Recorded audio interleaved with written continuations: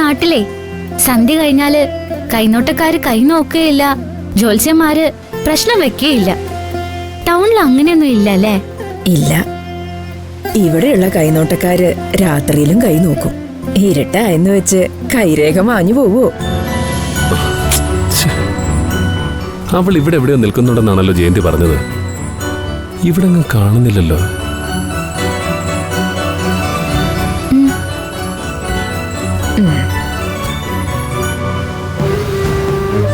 ഞാൻ സത്യമേ പറയൂ, സത്യമല്ലാത്തൊന്നും പറയില്ല.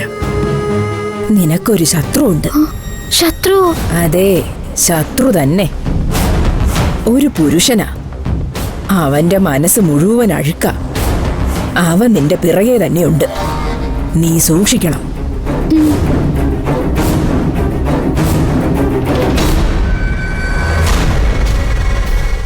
ചിരിച്ചുകൊണ്ട് ചതിക്കുന്നവനായിരിക്കും അവൻ. സ്നേഹത്തോടെ സംസാരിച്ച് കൊല്ലുന്നവനാ. അവൻ എപ്പോഴും നിന്റെ പുറകെ തന്നെ ഉണ്ടാവും. സൂക്ഷിക്കണം. പാർവതി, ആ കൈനോട്ടക്കാരി അമ്മ പറഞ്ഞ സത്യം തന്നെയാ. എപ്പോഴും എന്റെ പുറകെ തന്നെയാ. എനിക്ക് കാണുന്നത് തന്നെ ഇഷ്ടല്ല, എന്നാലും പിന്നെയും വരും.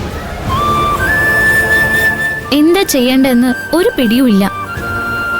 പേടിക്കണ്ട, പരിഹാരമുണ്ട്. പിന്നെ അയാൾ നിന്റെ 7 അയലത്ത് വരില്ല. ഞാൻ പറയുന്ന പരിഹാരകർമ്മങ്ങളൊക്കെ ചെയ്യാൻ പറ്റുമോ? നിനക്ക് വേറെ പണിയൊന്നുമില്ലേ പാർവതി? നിന്റെ കയ്യിൽ നിന്ന് കാശടിച്ച് മാറ്റാനുള്ള പരിപാടിയാ. നിന്നെ വെയിറ്റ് ചെയ്ത് നിൽക്കുക അവിടെ എല്ലാവരും. നീ അല്ലാതെ വേറെ ആരെങ്കിലും ഈ കിളവി പറയുന്ന കേട്ട് വിശ്വസിക്കോ? തരികടയാ. നീ വന്നേ, നിനക്ക് വേണ്ടിയാ അവിടെ എല്ലാരും കാത്തു നിൽക്കുന്നത്. പറഞ്ഞാ മനസ്സിലാവില്ലേ നിനക്ക്? മോളെ, കാശ് തന്നിട്ട് പോ മോളെ. കാശല്ല, ഉണ്ട. വന്നേ മോളെ, ഞാൻ പറഞ്ഞ ദുഷ്ടൻ അവൻ തന്നെയാ.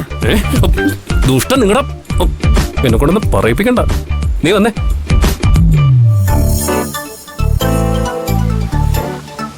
ദുഷ്ടൻ തന്നെയാ. നീ എന്തെങ്കിലും പറഞ്ഞോ? എന്നെ കൂട്ടാൻ ജയന്തിച്ച് വരുന്നാണല്ലോ പറഞ്ഞത്.